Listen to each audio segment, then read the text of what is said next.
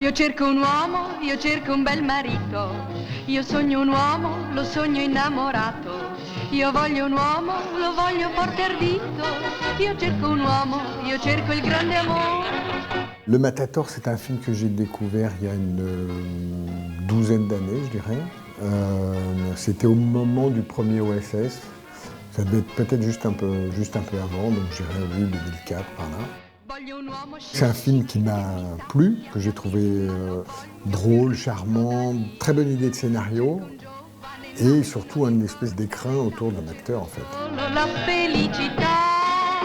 Je travaille à ce moment-là avec Jean Dujardin et je me suis dit tiens, il y a peut-être un remake à faire parce que Dujardin que tout le monde voulait apparenter, enfin que tout le monde apparente à Belmondo, parce que bon, lui-même adore Belmondo, etc. Mais c'est vrai que moi j'y voyais plus un truc gassmanien. C'est-à-dire que c'est des acteurs qui projettent énormément, c'est des acteurs qui n'ont pas peur d'y aller, qui sont vraiment dans la représentation, qui n'ont pas peur du cliché, etc. Et donc voilà, donc je trouvais marrant et intéressant de mettre Dujardin dans un rôle comme ça, rôle à tiroir, quoi, multi-rôle, et où le personnage du film est lui-même un acteur, et donc il peut vraiment envoyer du bois dans chaque personnage, puisqu'il interprète à chaque fois un personnage. Et il ne l'interprète pas dans l'idée d'être le plus grand acteur du monde, il l'interprète dans l'idée d'arnaquer les gens, donc tout est permis en fait. Je me suis quand même renseigné pour avoir les droits. C'était un petit peu compliqué, ça a pris du temps, etc. Et puis les bifurcations de la vie font que voilà, ça ne s'est pas fait comme... malheureusement, je crois qu'on a tous, je sais pas, une centaine de films qu'on n'a pas fait, qui sont parfois plus intéressants que ceux qu'on a fait, mais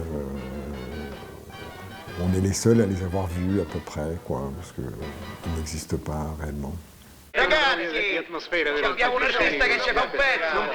Ma no, ragazzi, anche le cose vocali un po' pregiudicate. Era un pubblico difficile. Ma io contavo sul fatto che in ogni caso non avrebbe potuto abbandonare la sala. E allora attaccai il mio pezzo forte drammatico, l'orazione di Antonio dal Giulio Cesare di Shakespeare. On a plusieurs intervenants dans ce film. On a Dino Risi, d'abord, le réalisateur, qui fait des films depuis à peu près la fin de la guerre. Je crois que ça doit faire une dizaine d'années. En règle générale, on dit comme ça que pour n'importe quel métier, il faut une dizaine d'années pour apprendre son métier.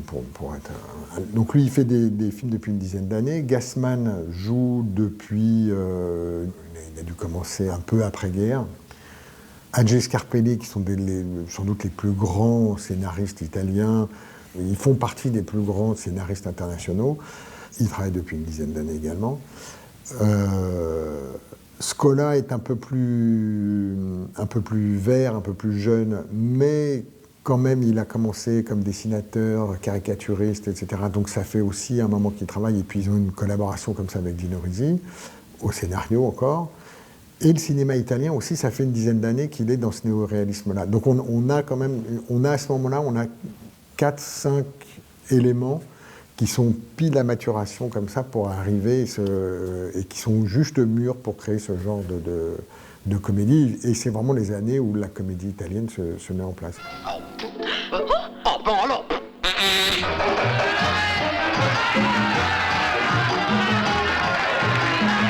Ce qui est particulièrement bon, je trouve, dans la comédie italienne, c'est un peu les cousins de Wilder, Lubitsch, d'une certaine manière. C'est-à-dire, je trouve qu'il y a ce qu'on appelle l'humour juif berlinois. C'est-à-dire qu'il y a un truc qui est profondément, pas désabusé, mais je dirais profondément pessimiste.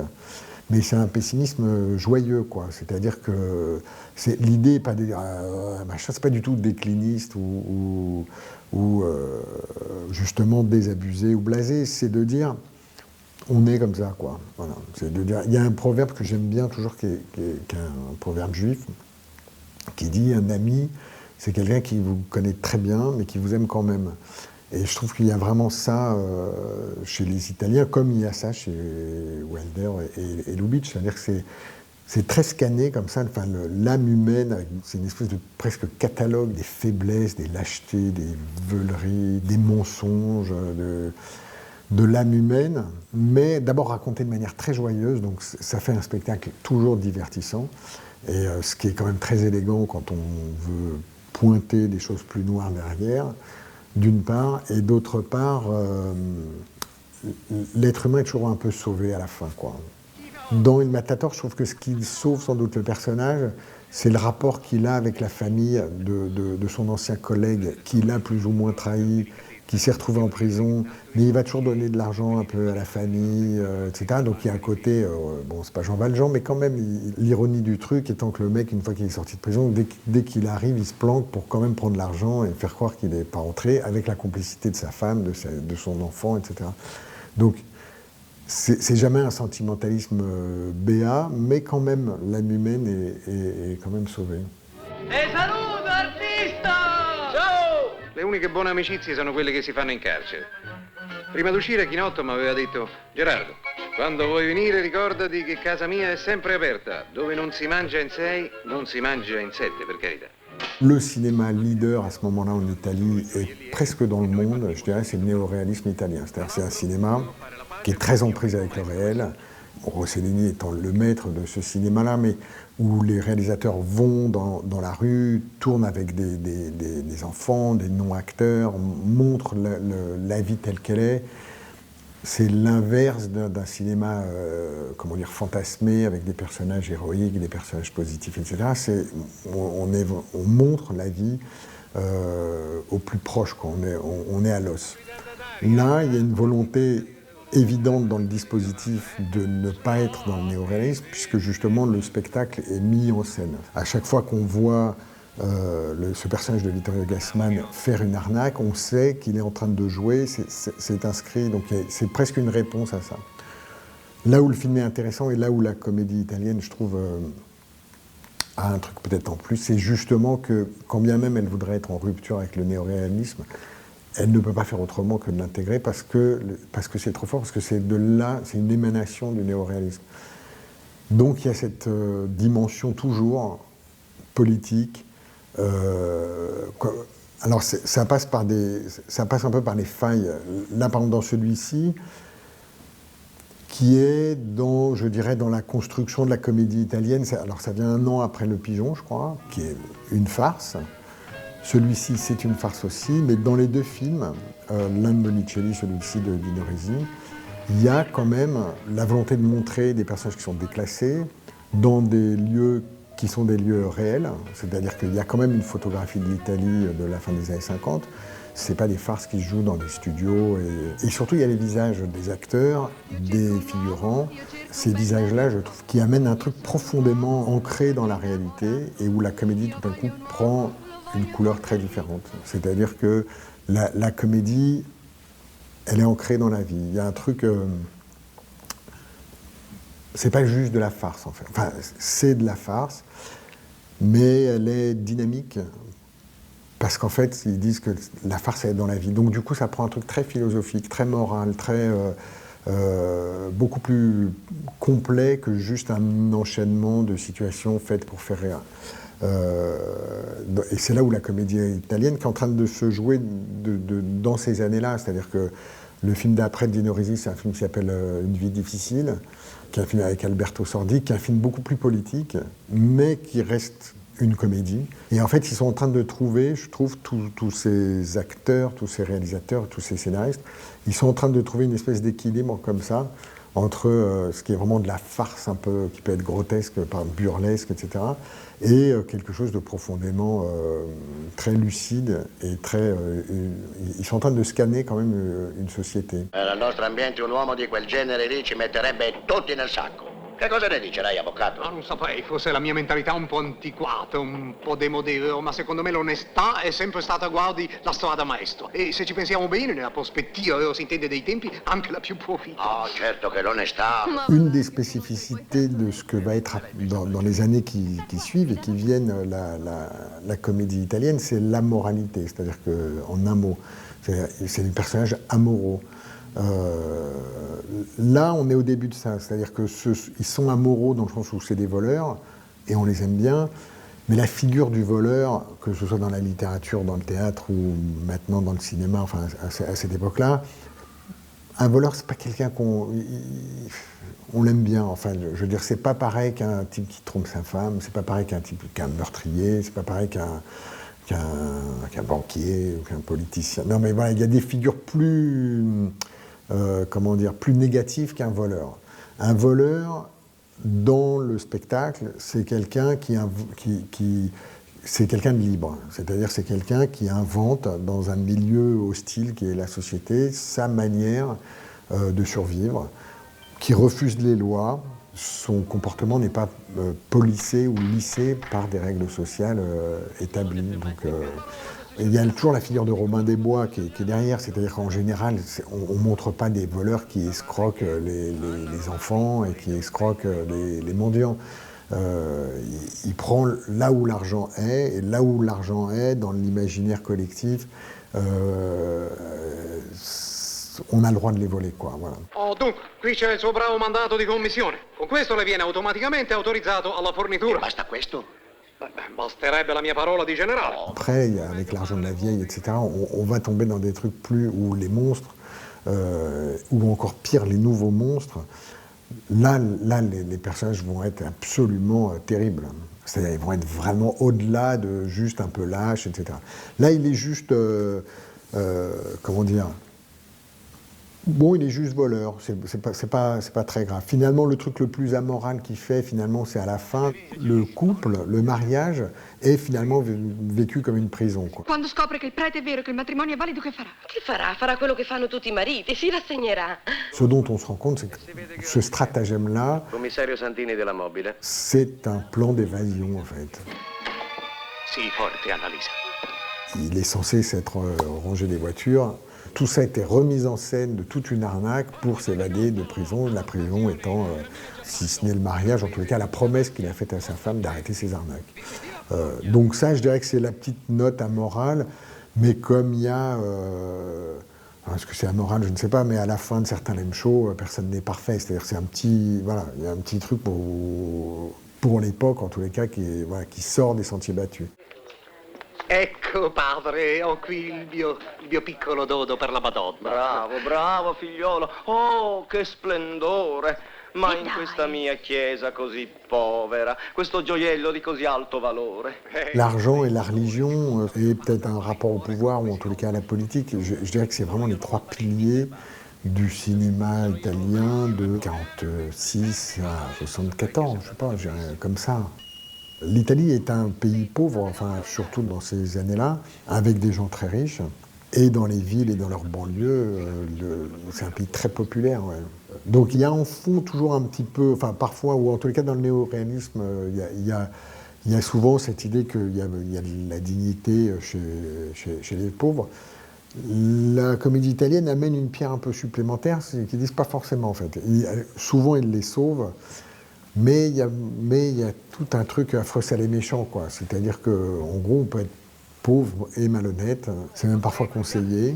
Il y a un truc philosophiquement qui est peut-être un peu plus juste, qui est que la petitesse se retrouve à tous les niveaux de l'échelle sociale. Dottore, che può fare, dottore? Sì, dove? Ah, questo sì, io va subito a denunziare. Lui, immagino, io non conosco, ma io conosco molto bene. No, io ho studiato italiano, io conosco legge italiana. Ogni avvelenamento va denunziato ufficio igiene. Dottore, peut-être c'est spécialement bien fait dans les comédies italiennes, mais d'une manière générale, tous les personnages qui sont en situation d'échec, qui ont des pôles négatifs assez forts, qui ont des défauts, qui ont des failles, sont toujours plus propices à la comédie, parce que justement, il y a un décalage avec ce qui devrait être fait, et ce qui est héroïque, et ce qui est réellement montré. Donc là, on a un acteur qu'on sait être un bon acteur, qui est Vittorio Gassman, et on le voit se prendre des tomates et se prendre des fours hallucinants.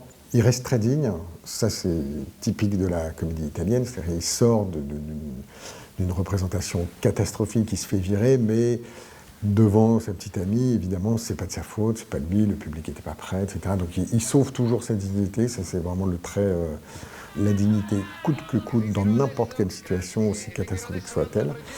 Et en fait, il va utiliser non pas ses qualités de jeu, mais sa volonté de jouer, il va l'utiliser au service, j'allais dire du mal pour faire un peu, mais au service de l'arnaque, on va dire. Visto il successo, io ho scaldato l'ambiente, sentito l'applauso, ho sentito anche il fischio. Alors, est-ce que c'est un film sur le jeu? Je ne sais pas. En tous les cas, c'est un film qui met en abîme le jeu ou qui met en scène le jeu. C'est-à-dire qu'il y a la dimension de spectacle est assumé. No, tu non esci più. Ma come non esco più? Proprio adesso che devo fare Hitler. Hitler funziona sempre. Gassman, à ce moment-là, on peut le comparer à Gérard Philippe, quoi. C'est-à-dire qu'en gros, c'est un acteur de théâtre sérieux, engagé, c'est un homme de gauche, il joue Shakespeare pour de vrai, il joue Ibsen, il joue Sartre, il joue sur les plus grandes scènes d'Italie, etc. C'est un acteur qui est très respecté. Il commence un peu à faire de la comédie dans ces années-là. Il n'a pas une grande considération pour le cinéma, je crois. Enfin, son métier, c'est le théâtre. La noblesse de son métier, c'est le théâtre. Donc, c'est assez marrant qu'il fasse, pour le coup, ce personnage-là dans Imitator. Et en fait, on sent, quand on voit ce qu'il va faire après, j'ai l'impression que dans ce film-là, c'est presque la mise en place de son personnage. C'est-à-dire on se dit qu'il aurait fait le même film 4 ans après, il aurait été peut-être 2-3 fois plus haut. Il reste dans un truc un petit peu réaliste. Il est très bon, hein, mais il reste dans un truc un petit peu réaliste, un petit peu plus réaliste. Mais c'est son personnage qui est en train de se mettre en place. Je crois qu'à l'époque, il faisait une émission de sketch pour la télévision. Qui s'appelait peut-être Imitator d'ailleurs, je crois. Et du coup, et le film a un peu ce côté-là, c'est-à-dire les arnaques se succédant, il pourrait être apparenté un petit peu à un film à sketch. Sauf qu'en fait, il est mieux écrit que ça, et il y a quand même des retournements de situation qui sont très très bons, enfin des twists, comme on dit, qui sont hyper habiles.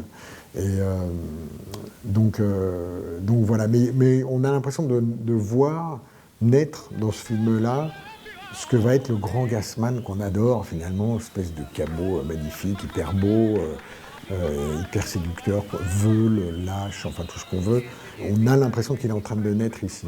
Et 2 ans après d'ailleurs, 2-3 ans après, c'est Le Fanfaron, où là le personnage est plus affûté, plus précis, il va plus haut et il est complètement en place, quoi.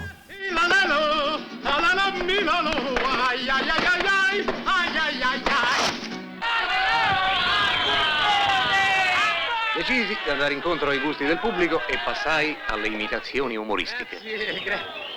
D'une manière générale, les films où les acteurs se déguisent, Tootsie, Madame Doubtfire, donc où l'acteur il a un double niveau de jeu, effectivement, il y a très très très souvent cette notion de plaisir-là. Ils peuvent se réfugier derrière leur personnage pour vraiment envoyer, dans le personnage qui est déguisé, dans le personnage qui est dans le tiroir en fait. I do think Italian sea is extremely maritime. Donc là, comme il a une espèce de succession, et je vous dis, comme il vient de cette émission de télévision à sketch, il est un peu rompu à l'exercice, donc effectivement, il y va. Le déclenchement dans l'histoire qui est assez intéressant parce qu'il est ironique, il est de dire qu'un acteur pas très bon sur une scène dans un cadre donné qui est le cadre du spectacle, il est un peu rejeté par les gens qui viennent voir un spectacle. Dans la vie normale, il est très bon, il peut être très bon. Donc découvrant ça, effectivement, il va se servir je dirais pas de son talent, parce que dans le film, il n'est pas tellement question de talent d'acteur, mais de son aisance ou de sa volonté juste de jouer la comédie. Il va s'en servir pour créer des situations dans la vie. Et ces situations étaient en fait, effectivement, pour plutôt soutirer de l'argent à son public. Donc, en fait, en gros, il va créer des arnaques comme ça en jouant des personnages.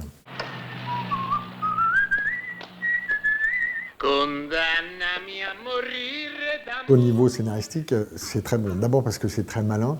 Il crée une situation dans laquelle il fait des gens qui l'arnaquent, il en fait ses complices. Ils sont complètement intégrés dans le plan qu'il a préétabli. Ça crée un suspense, parce qu'on se dit, est-ce qu'ils vont marcher? Est-ce que ça va continuer? Est-ce qu'ils vont continuer à jouer leur rôle? Parce qu'en fait, c'est ce qu'il fait. Il leur met une ligne de narration à chacun, et chacun joue son rôle. Et effectivement, normalement, comme il cadre bien le truc, il reste, et les autres comprennent nécessairement autre chose. On est dans le sujet de ce personnage qui met en scène ces arnaques. C'est très malin et surtout ça crée une espèce de suspense. Chaque personnage est moteur de suspense. C'est-à-dire est-ce qu'il va sortir du rôle dont il ne sait pas que c'est un rôle. C'est une espèce de château de cartes très fragile. Et oui, c'est assez brillant. Enfin, c'est très brillant. C'est écrit de manière virtuose. Aspetta che te lo metti in un bel astuccetto. No, vado di fretta, va bene così. Tante grazie e arrivederci, eh? Arrivederci. Arrivederci, caro. Condannami a morire d'amore. Che c'è? Giovanotto, ti vedo di sosta a cercare. Il y a un truc qui se crée là, qui est extrêmement intéressant. Avec le sentiment, c'est évident chez les acteurs, ça l'est un peu moins comme ça chez les réalisateurs, mais pourtant je crois que ça existe aussi.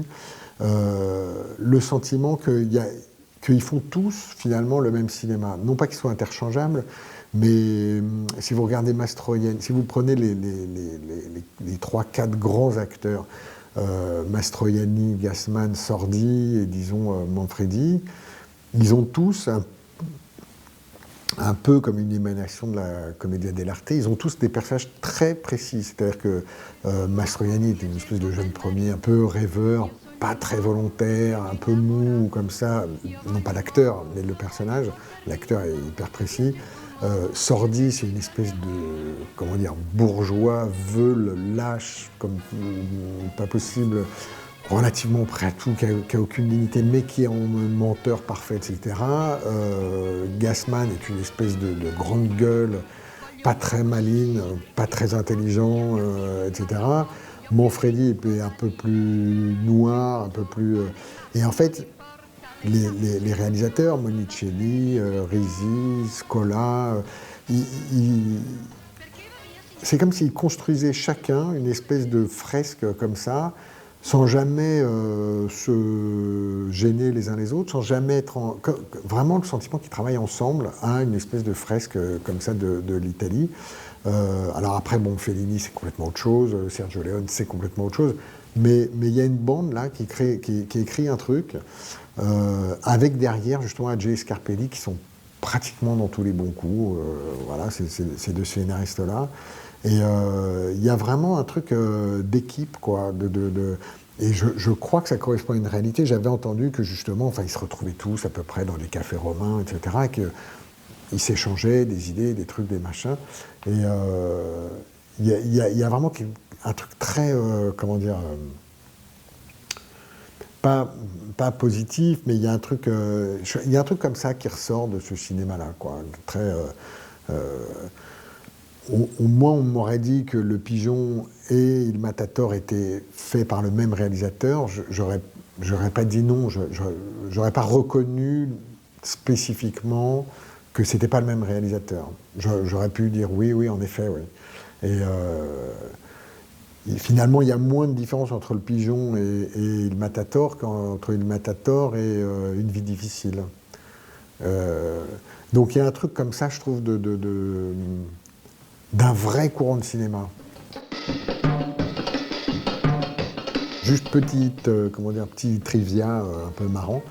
Donc dans la scène où Vittorio Gassman se fait passer pour Greta Garbo, il y a donc des journalistes, photographes qui mitraillent la scène, et dans ces photographes, il y a un des acteurs qui est en fait le personnage de Paparazzo dans La Dolce Vita, qui s'est tourné au même moment, de Fellini, Paparazzo étant le personnage qui a donné son nom au paparazzi jusqu'à aujourd'hui.